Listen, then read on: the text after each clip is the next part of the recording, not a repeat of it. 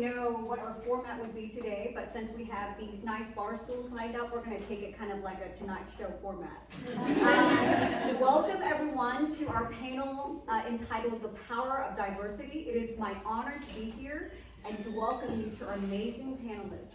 So when I have first approached the different subgroups within the chamber to ask them to nominate a representative for our panel, I did not ask specifically for just women.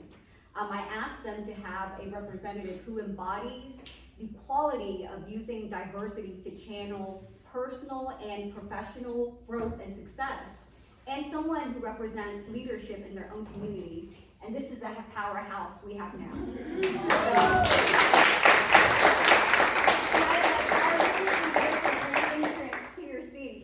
First up, we have Washima Hook, who is Asian Business Council's very own representative.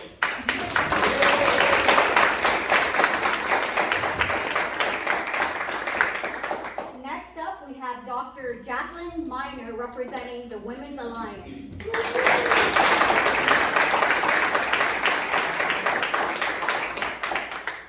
Please welcome Esther Scott, here on behalf of the Latino Business Group.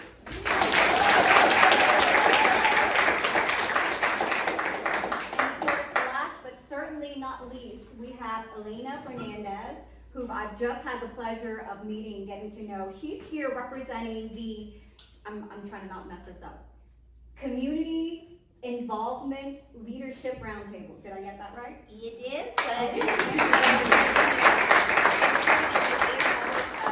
communications release, but we're thinking about changing our name. Wow. More to come, more to come. We will stay tuned for that.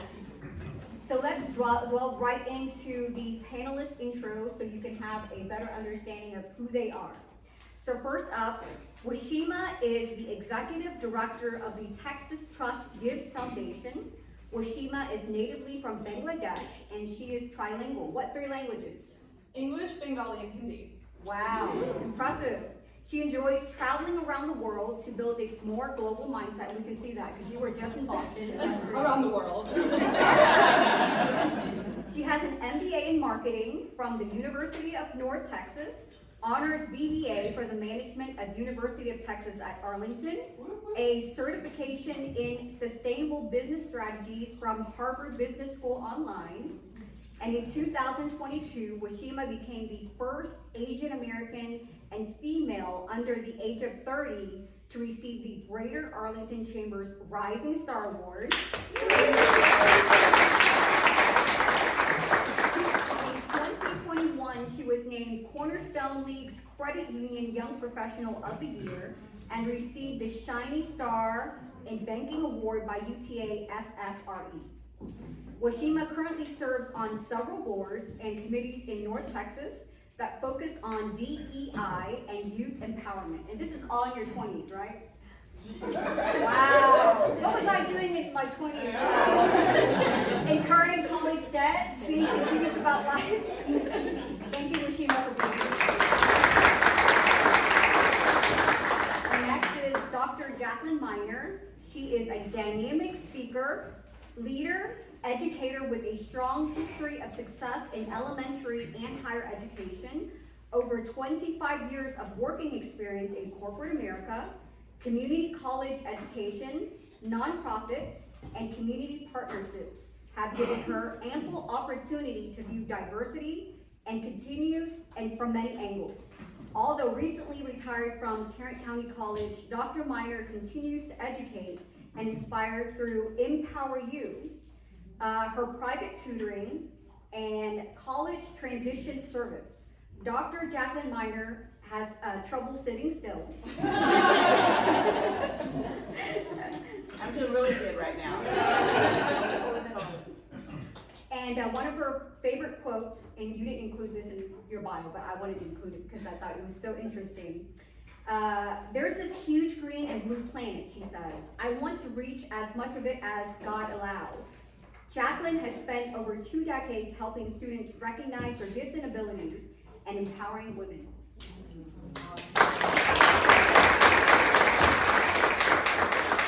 if you don't know, but they're sitting together because not only do they share a love of traveling, but they're double trouble. And she won the Hero Award. She won the Hero. What?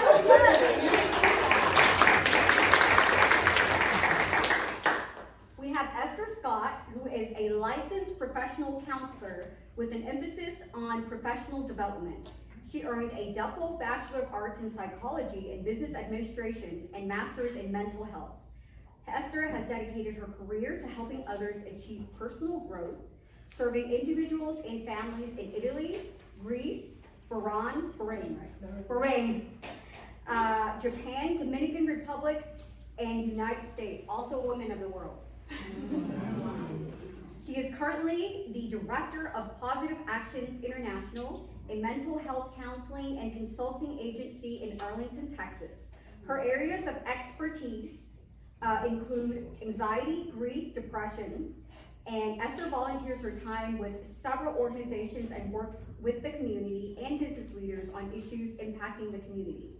She also speaks for professional audiences and is a regular consulting on local TV and radio networks, and a contributor to Counseling Today magazine, the national platform for the American Counseling Association.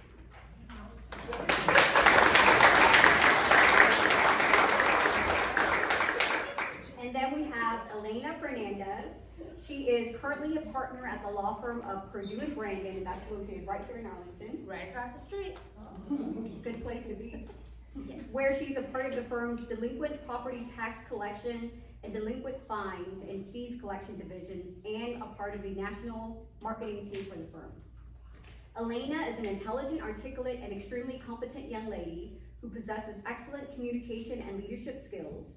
What is most impressive about her is her desire to serve humanity, a quality rarely found among people who are young in her generation. It's through her ongoing service that she's able to sit before us, impacting our community in the best way she possibly can. Her motivation is helping others. It isn't about the pat on the back. She feels most rewarded when she knows she has helped someone. Whether it's educating them in the legal realm of ad valorem tax, motivating students to continue their education through mentorship, or simply being a voice for those who look like her as they navigate through life. Elena is from Los Angeles, California, and earned her undergraduate degree in psychology with a minor in law and public policy. While she does have a bachelor's degree in psychology, she quickly found that she had a passion for public policy. It is policy that has the ability to mold and shape the communities we live in. She attended Texas Southern University in Houston for law school, and followed by pursuing her master's in public administration from Texas A&M University. Welcome, Elena.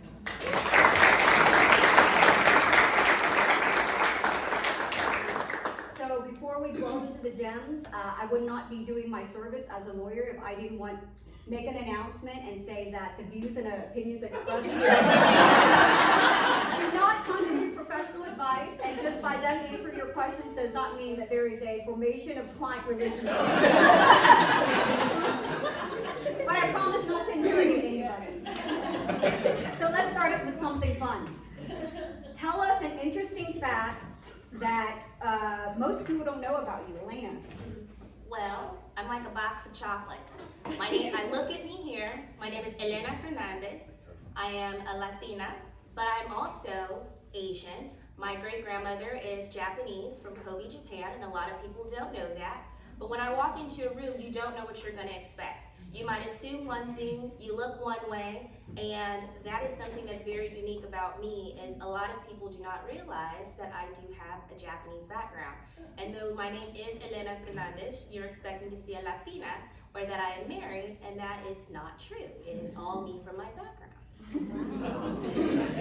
I definitely did not know that about your bio, but you are truly a diverse person from your genetic composition to your mindset. So we're glad to have you here.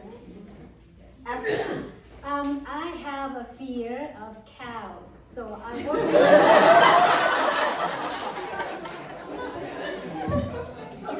work with mental health, and I should be able to overcome it. But unless it's served to me on a plate, I don't come here. So what specifically about them scares you? Is their size or the noise they make? What is it? They chased me when I was about 10. You had a traumatic Yes, experience. that's a traumatic experience. Since then, we do not speak unless they're on the phone.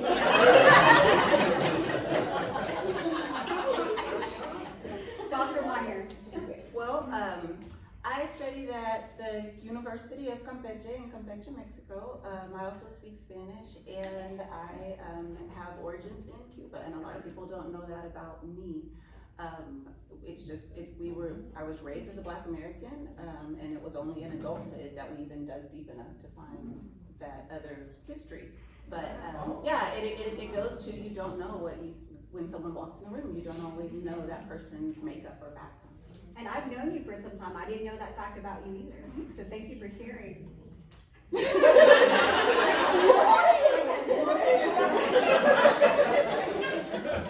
Wow. So we have two serious ones and a crazy one about cows. I'll do a crazy one. So you guys see all the fun pictures where I'm traveling. You guys don't know the crazy that happens, y'all. I make it back barely alive every time I go home. I've had everything go wrong to having to buy a ticket for my luggage on a train so it can sit on the seat and I won't have to get up and go back and forth. Uber had a strike and I had to get on a taxi in Greece and they almost took us. So I was about to be in a my own Taken movie. But I made it alive and I will still pursue traveling because you get to learn so much about people and cultures, and I love history. That was my favorite subject in school. And all the food that I take pictures of, I also get to eat that. It's a joy. Thank you for sharing that. Let's start dropping gems, ladies. My first serious question is, what does diversity mean to you, and why do you think it's important? Esther, we'll start with you this time. All right. Well, when we hear diversity, we tend to think about just the race. And even though race is the primary one that we think about, diversity to me has so much more. Just right here, in this description of fun facts about us, we found a diverse way of looking. But when I think about diversity, I think about just the neurodiversity as well, which means just the way that we think, the way that we connect, our view, our perceptions. We could look at the same thing and come up with something different. We think about just socioeconomic background. It's not just a race. You could be in the same race, but somebody's up here and you are right here in the middle. And so there is a diverse understanding of the situation. So to me, diversity includes much more than just the race. Although race is part of it, it goes far beyond that.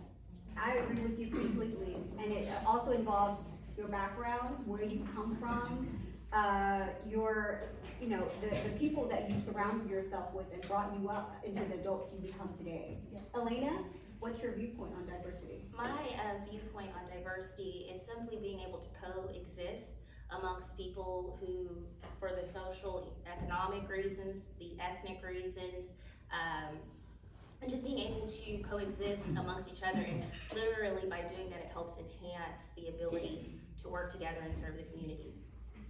Love that. Washima? I think diversity starts with courage. I think having the courage to represent without fearing tokenism, because sometimes I'm oftentimes the first or only person in the room who is both young and Asian and diverse and has this different school of thought and wants to be inclusive of all of that, wants to bring other people in. And sometimes it's hard. I mean, not even sometimes, it's always hard.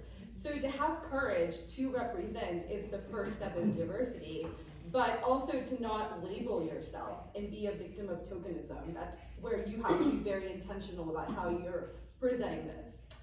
I love the idea, and it reminds me of something I saw recently on Facebook where somebody says, yes, we're diverse and we should be a voice for that, but that also includes bringing in the silent person from the room.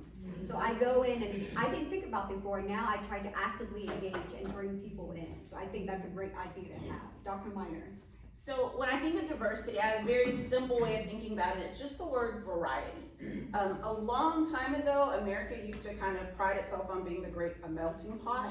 And as a terrible, terrible analogy, because it kind of says we put everything together, blend it together, and what the result is looks nothing like any of the individual contributors. So we threw that out and we went to salad bowl. You know, now we throw everything in together and it retains its individuality, but the end product is this great thing that you can enjoy, but there's still the uniqueness. You enjoy all the individual parts. I like that better, but the reason why it's important and powerful, I think, is even more. I'm gonna go teacher on you. I'm gonna go ahead and Please. the human brain is wired for change.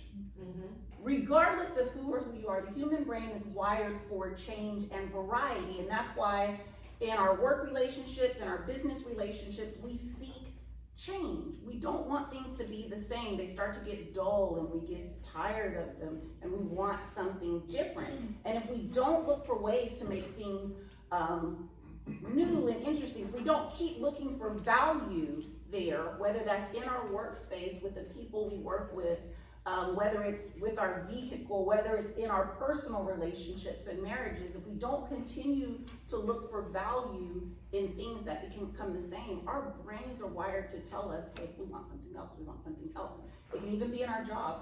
And so if that's just how the human brain is wired, to seek change, to seek newness, then we already have it in diversity if we understand that we should appreciate the variety, that we're actually built to work with that. So there's power. I become a bigger, more powerful person every time I accept someone's diversity and include that in part of who I am. When I can see the things that I can value and appreciate in people and include that in part of who I am. But we have to work for that. If not, we get stuck in this homogeneity, this sameness. Thank you for that, Professor. I'm very happy to be a first grade student to hear all of these gems today. So now that I see your perspective on diversity, I want to hear your own story. What kind of obstacles and challenges have you overcome as a woman, as a minority, and how have these attributes helped you along the way? Do you want me to start? Sure. Okay, so ironically, the first things that I encountered in the workspace were ageism and gender issues. Do what? You stole my answer. I'm so sorry. But that was it. I entered the workforce earlier than a lot of people entered the workforce, and regardless of the fact that I had the credentials, I had the training, I didn't get credit because I was too young. I looked too young, I sounded too young, so nope, the young person doesn't have great ideas. The young person just needs to sit and listen. And again, there's that thing about respecting and appreciating what the newness, what the variety can add to the organization, can add to the individuals, can add to the group. So that was it. I was in a diverse workplace, and that was in a school. In schools, you have the young teacher who graduates at 21 and jumps right out there teaching 19-year-old or 18-year-old students. But you have your seasoned teachers who may be 65, or older, and they are set and they know these things and everything in between. So ageism was my first kind of experience in a diverse setting, because I was in a school that was predominantly Black American students and predominantly Black American teachers who were predominantly women, and the principal was a woman. So there wasn't that kind of diversity, but it was ageism. In the corporate world, it was gender related. It was, yeah, you're gonna sit there, be cute, but we're not gonna, give you a lot of credit. And I had to, one of my mentors told me, work harder, be smarter, do more to prove that you're better as a woman or that you're equal as a woman. And I remember thinking, why do I have to do that if I already have something to bring to the table? So those were initial things that shaped my experience. And so what did you do to overcome those obstacles and become the successful woman you are today? Initially, you follow the advice that you're given. I did, go, okay, I have to work harder, be better, do this to prove myself to the men in the workplace that I can earn this position. What I took away from that, though, was I had this better sense of myself and what I had to contribute. It was people on the outside who said, wow, I see this in you, I see this in you. It was really those outside affirmations that helped me realize, no, I'm good just as I am. I can continue to grow stronger. I don't have to compete with my male counterparts. I'm good. And just as a side note, that's why we have to support and encourage and acknowledge one another, because sometimes you've been fed misinformation and you need to get that teaching. But I think I went along with the program initially. That was my response. It wasn't a good response, but that was my response. I learned because I got old enough to see a different perspective. It's great to hear, Washima. That was my exact answer. Wow. No, I mean, I'm still young. So I think that when you think about a young South Asian female, you would first think that she has been discriminated against because of the fact that she's Asian, she looks different. But for me, for some reason, it's always been about age. I feel like she said, being the youngest person in the room, you still have a lot to experience. You still have a lot to learn. I've been working for as long as you've been alive. Those were things that I've heard before. Yes. And so whenever we think about DEI, we easily forget about the young people. I had a conversation with our mayor. We have a group for Asians and Muslims and Latinos, but we didn't have one for young professionals at the time. And I'm like, hey, no two people are the same, demographic or have the same identity, but we've all been young, and you're forgetting about young people again. So that's how we started the Young Adult Advisory Council for the mayor. We have a YP group here, and I will say that I am also representing them today, so is Elena, I'm sure. But I think being a victim of ageism made me realize that you have to really be okay with feedback, whether it's positive and negative. And like she said, words of affirmations mean a lot. When someone tells you that we're not ready for this yet, you're going too fast, but someone else tells you don't change because we're gonna be ready for that soon, and you're gonna be ready to take charge when the world's ready for this to happen. So it's really hard to balance the two while you're also dealing with the evolving DEI. DEI is changing every day. We have a new issue that's coming up, that's surfacing, and we have to know how to handle that. And for people here who don't know what DEI is, can you tell me? Diversity, equity, and inclusion. And so being a part of, I guess how I'm overcoming this, being a part of groups like the Asian Business Council, Women's Alliance, I think I'm a part of all of the chamber groups, oh my God. The Unity Council, and the Mayor's Young Adult Advisory Council, having like-minded people in your life who are going through what you're going through, and you can share best practices, have each other's back, and also having mentors. I have a lot of mentors who help me develop in areas that I'm not good at, where I have not been working for 25 years, I'm still in my 20s. Just surrounding yourself with the right people and being friends with someone like Jacqueline Miner. I remember when I met her a couple of years ago, she was on stage and I was just like, oh my God, this lady's so cool. And now we have a photo series where we're pointing at each other going, you're here too. But constantly evolve, constantly grow, and never be complacent. And always take feedback well, because you don't know, sometimes it may sound ugly, but it may actually be good for you. You're just not there at that time to understand what it means. And be patient. That's very good advice. Esther, what's your story? Yes, I think that for me, it was that minority stress. And what that means is just kind of along what you were saying, just kind of performing better, doing more, because you gotta prove yourself. The brain organizes things in category, is what we call stereotype, and we think that it's a negative thing, but actually it's something that helps the brain to know, okay, this is a lion, this is a dog, it needs to do that. So we carry those kind of stereotypes to other settings as well, and that's when it can be harmful. Because then you see somebody that is Hispanic, and whatever experience you have with a Hispanic person before, that's what you're gonna apply to that person, even though we're very diverse within the group as well. Like we have 37, 35 countries just represented in this area from Hispanic background. You got Venezuela, you got Peru, you got Chile, you got Dominican Republic, and we can go on and on and on. And of course we got Mexico, which is the biggest one, but we're all different. So whatever experience they had is gonna be applied to you. So it was kind of like my role to, whatever that is, make sure that I'm either performing better or kind of exceeding those expectations. So this is what we call the minority stress, which means you have to go beyond. And one of the things that I did to kind of come with that is, as you know, I do counseling from the faith perspective. And what that means is that I see the world as created and not an accident, even though there's other theories that say that. So within this creation, there's also a faith community that says that God is not calling the qualified. Those are already there. he qualifies the one that he calls. So if he was calling me to this position, it's because he sees something that I can contribute, and I just needed to be myself and share with the world the gift that he has given me. My parents named me Esther, and there is a story in the Bible that says, for a time such as this. And they just kind of drove that in my heart and kind of included that in my heart until finally, now I see how it needed to be used. And it's the fact that your place in the world, your position, no one can take it. Nobody can do it the way that you do it because you're unique. And that other person is going to have another function, another calling, so you don't have to stress comparing.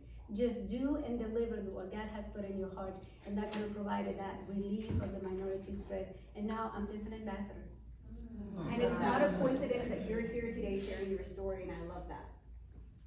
Elena. Well, this question was a little bit difficult for me to really think about because it's all about the mindset. I don't ever go into a room and think that I'm 3 or 4 steps behind the next person. I think each and every one of us have very similar obstacles that we encounter. So I really fall back on, I guess, my upbringing. I was raised with a level of work ethic, a level of compassion and service. And growing up, and even to this day, if I work hard, if I show compassion, and I serve those around me, I will be rewarded. Maybe not in the way that I expect to be rewarded, but I've always been instilled, if you work hard, you'll get to where you need to be. And so when I look at my life, I don't ever really look at it and say, wow, how did I accomplish what I have now? You know, why do you have all these accolades? And I think back, it's because I put in the work. You know, the only time I've ever felt like, you know, you worked hard and I didn't get the reward maybe that I wanted was with politics. And that's politics, throw it aside. But when you think about work and putting in the work and doing a good job and serving your community and the people around you, you will be rewarded. And for me, that passion is helping others. So if I'm able to educate you on one thing or help someone through school or just being friendly, being the voice for those around me, I feel fulfilled personally. And so with that, the obstacles, it's sometimes the obstacles, and yes, the world does put those in front of us, but if you stick down to your core and you don't walk into a room already thinking that you failed or you've got those limitations, but you walk in thinking, if I work hard, if I show compassion and I serve those around me, I should be successful. I love that. Somebody along the way has lifted you up when you were starting out, so you turn around and lift others. Yes. And that fits in perfectly with the Chamber's motto, together we succeed. So with that, do you think that businesses and different organizations should put in a lot of effort to increase diversity, and why? You're gonna start. Start with Ashima.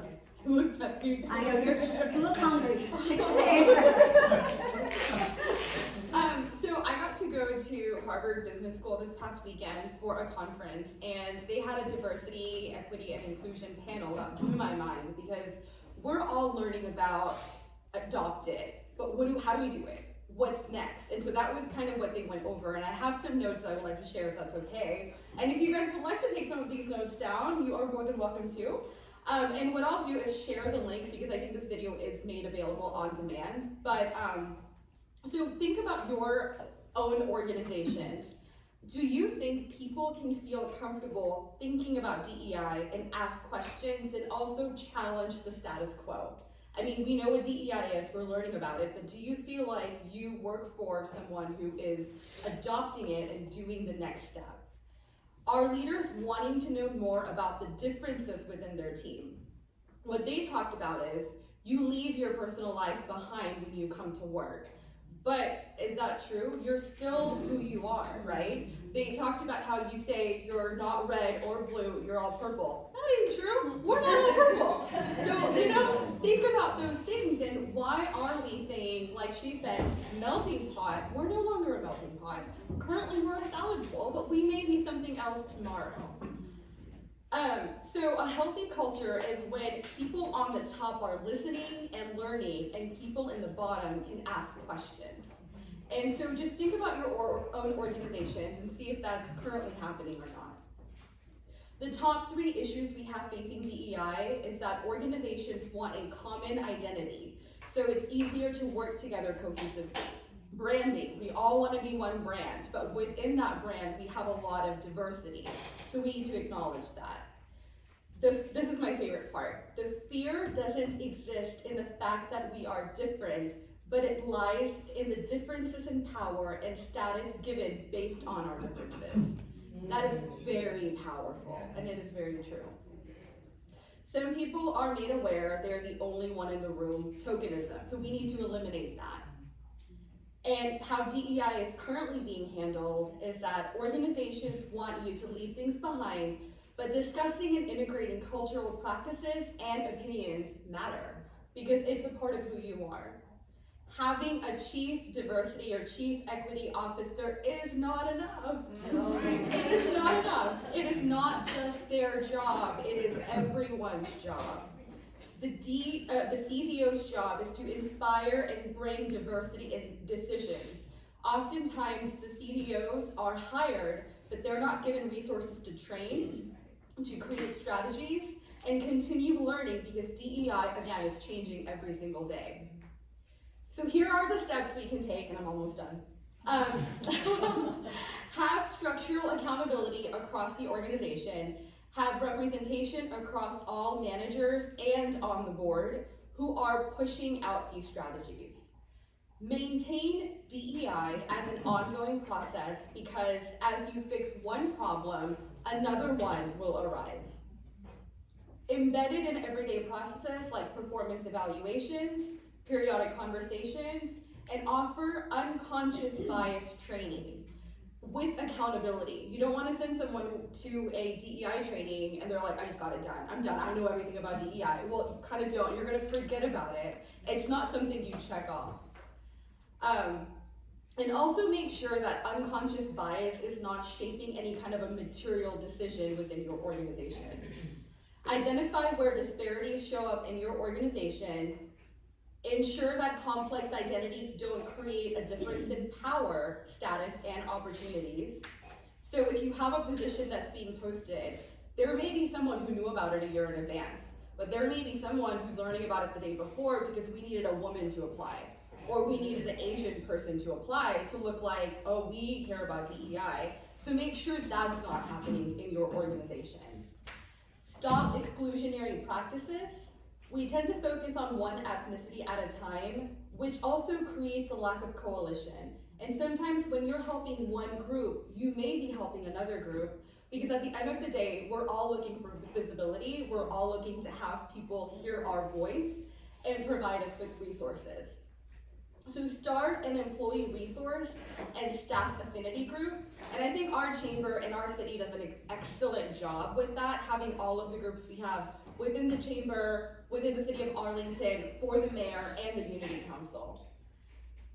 Add the missing voices to the discussion. So if you see that there are no women in the room, say something about that. Speak up and be more representative. See yourself as a change agent because it is hard to be counter-normative. So find like-minded people to support you. This is my favorite part. So they can pick you back up when you get knocked down. Yeah.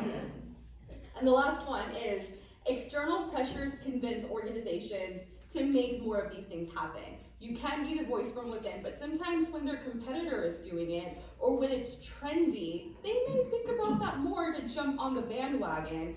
But again, that's a sense to create a pressure to make it happen. It shouldn't be because of those external glories. DEI should be normalized. And so it's a privilege to quote people from Harvard the day after a conference, but I was just blown away by this. And I'll share this link if you guys want to watch the video and share it with your organization. Those are some great practical tips. Yeah. And I completely agree with what you said in the beginning, that coming together does not mean that we leave something of ourselves behind. Mm-hmm. And then when you were speaking, an image in my mind formed that we're not a melting pot. I feel like we're individual threads of a fabric. We have our own textures and color, and we come together to make something beautiful and whole. So I really love that. Esther, do you have something to add? Yeah, well, that was so well said and so well put together. But I'm gonna go back to the reference about being more than just race, and it's kind of including that. So why should organizations implement diversity, or why is it good? And it's because in psychology, there is a class that most marketing people also take that is called consumer behavior. Basically, this is studying what do they want, how do they behave, how will they shop, what is it gonna do? An organization that has this within the house, because you have different people with different thoughts, different ideology, different tastes, different background, you are an incredible organization, and you're gonna be more productive, you're gonna be more efficient, you're going to have a competitive advantage that is gonna be beyond what you can dream, and you don't have to hire a marketing company to do that, because you have it right in-house. It's gonna make you, as a supervisor, if you're a supervisor, more kind of trained, well-trained, because now you can identify and connect with different groups, different way of thinking. So it's a win-win situation. You're promoting the different groups in your community, but you're gaining because you're becoming stronger as an organization. So absolutely, they should implement it, but also because it's beneficial to them and to the community. Thank you for that, Elena. Well, I wrote this down because this was the most complex answer, and I didn't want to say something and be taken out of context. But I'm glad Washima started and Esther kind of continued, but I wanted to say this. Yes, perspectives in the room should reflect the society they seek to serve and deal with in commerce. Diversity in perspective within business allows businesses to more fully understand and interact with, ultimately expand their consumer, customer, or client base by incorporating more comprehensive and multifaceted viewpoints. The question of how is a lot more complex. We know that we should and why, but the question of how to reach and cultivate talent from diverse backgrounds requires diverse approaches. The problem that so many businesses have encountered is that they are trying to mine diverse talent with non-diverse tactics. Specifically, they seek to find talented or skilled individuals from backgrounds non-traditional to those corporate environments, and it's an incongruent approach. The shortcomings in diversity won't change until businesses really dedicate themselves not to tokenism through hiring quotas, but sincerely, intentionally, aggressively assessing and reassessing and reshaping their methods through which they identify, attract, cultivate, develop, reward, and ultimately follow talented and capable individuals from diverse backgrounds who will become first their workforce, then their decision makers, and finally their crop of leaders, which you see all of us here. And that really echoes, I think, what you were laying out earlier. You can't do the same thing expecting different Yeah. results. I like that. Dr. Minor. Thank you. In looking at, should businesses increase diversity, I first think about the Women's Alliance. And I say you can't find any better example than our own chamber's Women's Alliance. If you look at how we have increased diversity of our membership and how that promotes our growth and how we continue to evolve, all of those things have happened very naturally and organically because the general mindset, the general nature of the Women's Alliance is there's always a seat at the table for you. And not just a seat at the table, but from your seat at the table, you have a voice and we want to hear it. And that, I think, applies to businesses as well. There has to be a mindset. It has to be a part of how you're organized at the top. Not a culture of silence, because I've worked in organizations where what really exists is a culture of silence. And it is understood throughout the organization, especially at the lower levels, that there are things you do not say. There are certain people you do not approach. There are certain ideas that you cannot share. That's a culture of silence, and it doesn't matter how much diversity, equity, and inclusion you put on as your outfit that day, that doesn't matter. But when from the top down, the true character of the organization, the culture of that organization is there is a seat at the table, and from your seat, you also have a voice, and we will value that. We're gonna look to see what we can take from that and how that can expand us. Then you have an organization that's gonna grow very organically and evolve and continue to be better and continue to interact with the community and with the clients and with customers in a different and a better way as they continue to grow. It's just going to naturally happen because you're shaping who you are from the inside out. You can't paint colors on an organization and say the organization changed. you know? Exactly, and let me just to add to that, everybody from the outside, well, you might be able to check the box from the outside when you're interacting, they can tell this person was just because of this, they just did this because of that, and if you're not thinking about that on the outside, you're literally killing your business from the inside, and that's not something, that creates a whole different type of culture within it. So be smart about those when you go into looking into DEI, that you're actually doing it for the right reasons and not just to do the tokenism, the hiring quotas, because trust, the world knows what's going around right now. Everybody's gotta have a diversity inclusion chair, this, that, but not just to check that box. Yeah, and one thing I would add to that, well, actually, let me back up. So one of the things that Tarrant County College did, I worked for them for 21 years, and one of the bravest things I saw the institution undertake was this investigation into institutional barriers to success. And they looked at every level, they left no employee group unturned, they did not leave students out, they did not leave staff out, they did not leave the community out, there were so many town halls, this went over several years. And then the data went to an external organization to analyze, and they came back and then discussed it with us. And change happened. The people sitting around the room were all of the heads of the organization, right down to staff and then into staff, faculty, and students, and maintenance and housekeeping. I mean, everybody was in the room, because when you talk about internal barriers to success, that's happening everywhere. And so leadership has to understand that. And one of the things that we found out is that there also has to be a cultural belonging. We talk about diversity, DEI, but really it should be DEIB. It's diversity, equity, inclusion. I can include you, but if you don't have a sense of belonging, then you aren't really there, you aren't checked in, and you're not invested into my business's success. So do you see how that is not gonna help me grow as a business? I can include all I want to. I can paint all the people that I bring in, but if they don't have a sense of belonging, or that I value what they have to contribute, then I'm still not gonna grow. And so those were some things that came out of that investigation, and that's what really helped us really turn the ship around. When you've got a whole business or a giant entity that you have to change, you've gotta find a way to get all the way in. And again, the support has to happen at the top, but you've gotta include all the way to the depth of it to make that change happen.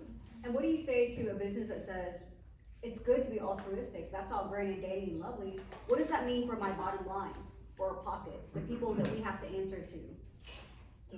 We have to answer to the public. I mean, we have to answer to taxpayers, and so the college doesn't get to be excluded from that. When taxpayers aren't happy, when people get litigious, when, that affects the money that, there's a lot of money that doesn't come to the college when taxpayers aren't happy. So, we have to answer to our bottom line. But what we show is we are better able to serve our, and I hate to say clients, but I'm translating that to business. We're better able to serve our clients when we're meeting their needs, and we're better able to meet our needs when we get rid of the barriers that are stopping us from doing that. And the more we meet their needs, the greater success we both enjoy. That changes the bottom line. The more graduates we put into the community, the stronger the workforce is. And so now it extends, and it affects your bottom lines when we produce graduates, when we send students on to UTA, when you hire employees who are top notch. And I wish that more business leaders would get to hear your message. I love that. So now we've gone from who you are as a diverse individual to bringing out there and showcasing your talent. Let's bring it back in. What is your vision for your community, and how do you fit into that community as leaders? Esther, we'll start with you. All right, well, I think that my vision is to be a voice that communicates to the business community and leaders in the community as well, the benefit of diversity, the power of diversity, how you gain from it. Because in most cases, is that the question that you said, why would they say that sounds good, but what is in it for me? The what's in it for me is very important, because business is looking at the bottom line. So I think that when you're a voice that says, I represent the Latino community, so when I talk about, hey, this is what you get from the Latino community, you're gonna get loyalty, because we're family oriented. You serve us well, you're gonna have our business no matter what. You may change and we still continue hoping that you're gonna come back and give us what you offer. So you're gonna get loyalty. Because you're family oriented, it's not just mom buying. Now, the kid is gonna buy too, and Uncle Pedro is gonna buy. So you have the whole community. Why? Because we're about trust, and we need to feel that we can trust you. So when we see representation, when we see that you're actually including the gestures that communicate to the Latino community that you are in for business, that you see us, that's the difference. And what is a simple thing to do? And we say this, language is very important to the Latinos. Once that you say hola, oh my gosh, you speak Spanish! We go all kinds of There's a things. connection. Yeah, immediately. In fact, we even say that in English. Now you're speaking my language. That means we're connecting, we're understanding each other. So it's very important for the brain to have that comfort, that warm invitation that you're gonna get with the Latino community. The Latino community is large, but it comes with the whole family. The whole family is gonna be in your business if you do the extra mile of including us. So that's why it's beneficial for the community to include that. So how do I see myself? As a voice that communicates this to you, that there is a lot to gain within the Hispanic community.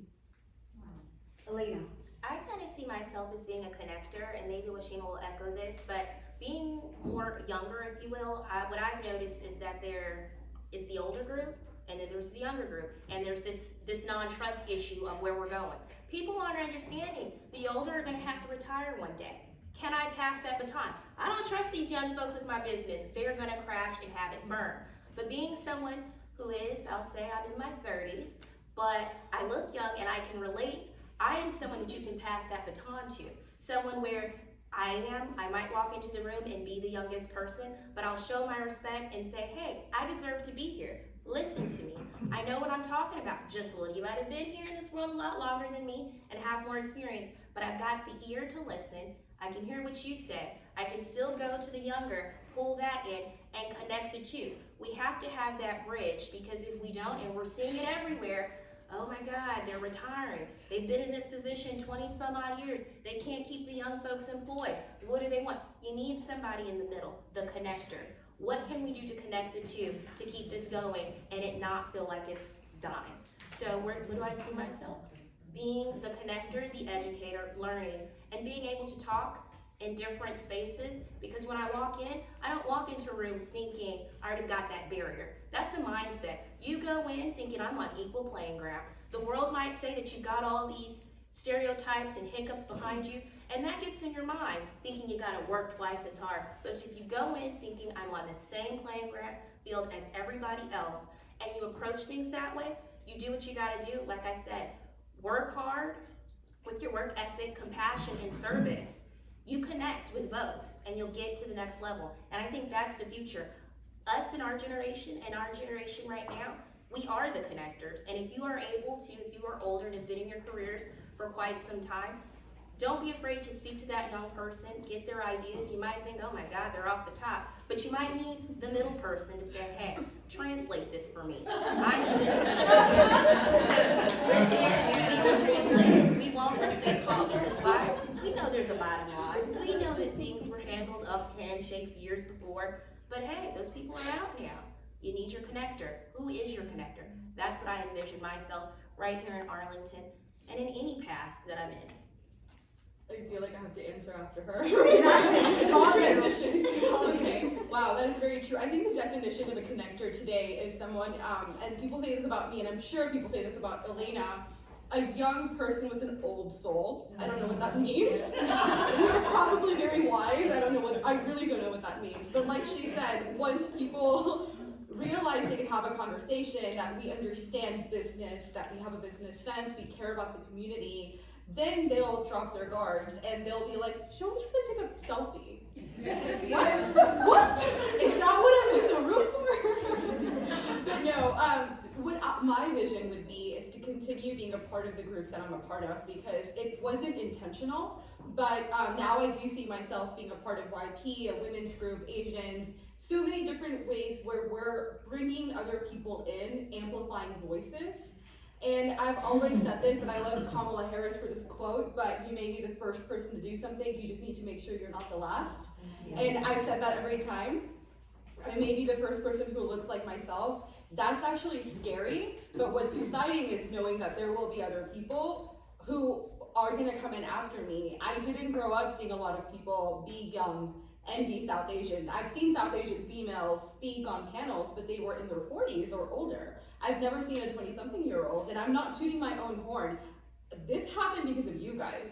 You let this happen. This community let this happen. I am a product of this community. So I just want to say thank you for allowing someone who's in their 20s and is a female and is a minority to have a voice, because we're not just saying it, we're also doing it. And a lot of us are getting to live that experience. So again, thank you to our community, because I am so proud to live in Arlington, to be a part of UTA and MISD. I'm looking at Raul because he's the biggest cheerleader for both.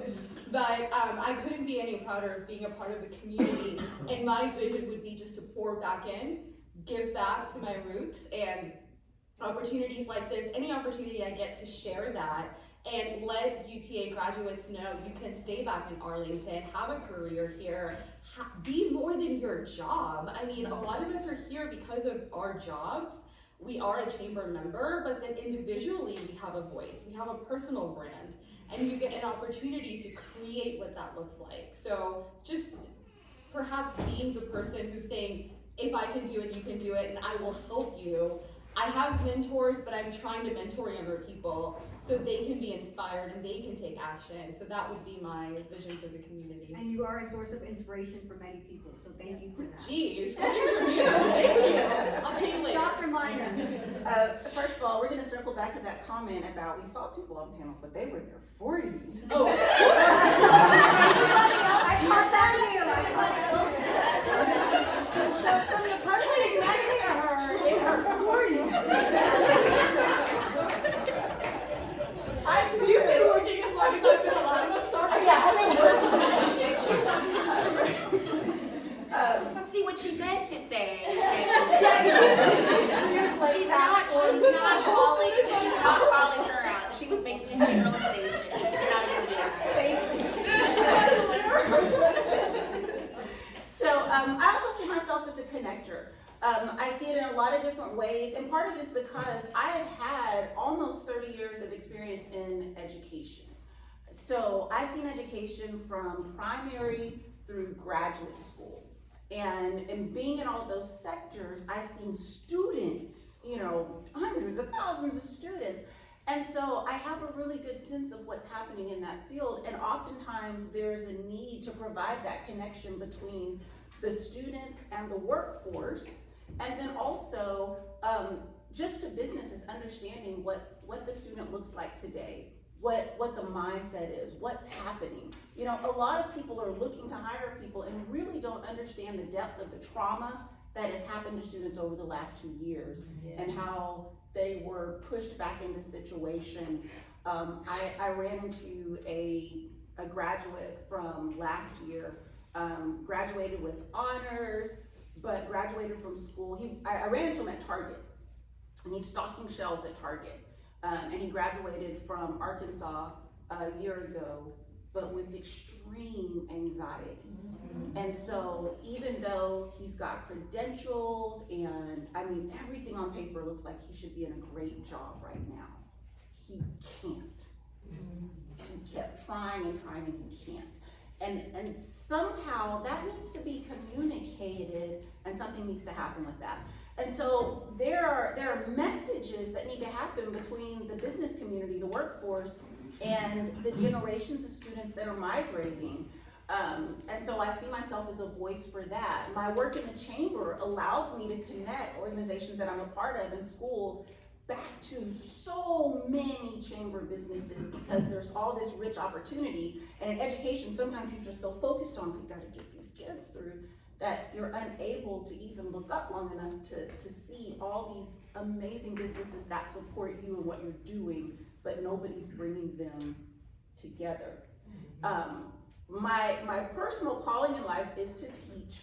And so I continue that through tutoring, through my tutoring business now, because I'm not formally teaching anymore. But where I really see myself contributing to the community is in my professional speaking with women, because it is a message of encouragement and inspiration and really uncovering your true self and your gifts and abilities and talents, and how do you use that to build yourself, your community, your business, your work, your family. When we have strong families, I heard, I think it was Matt, when you were speaking on the panel last month, you were talking about how the reason you could do the things you could do was because you had such a strong support at home through your wife, you know? And so when women are strong and encouraged, and it was not, it in no way lessened her role when he made that comment. I want to make that clear. It was so, this is my power source, this is my rock, and I'm able to go and take care of these things because I'm powered by the woman who stands by my side. But we'll run out of energy if we aren't getting poured into. And so we have to be able to do so many things, and then do our own businesses and work in our own corporations and those other things that we do. And so carrying that message out in a professional way and reaching hundreds or thousands of women at a time is really where I see myself giving back to our community alongside the education. What a way to close out our panel discussion. Thank you, panelists, for giving your time and imparting your knowledge on us. So many gems today. I hope people were taking notes. Thank you to Michaela, who worked behind the scenes to help us coordinate and set everything up. And Sherry, who's always willing to help. If you're having a bad day or you need help, you go to Sherry. And of course, to our attendees today, this program would not have been a success if we didn't have your presence here to hear their wonderful message. So thank you.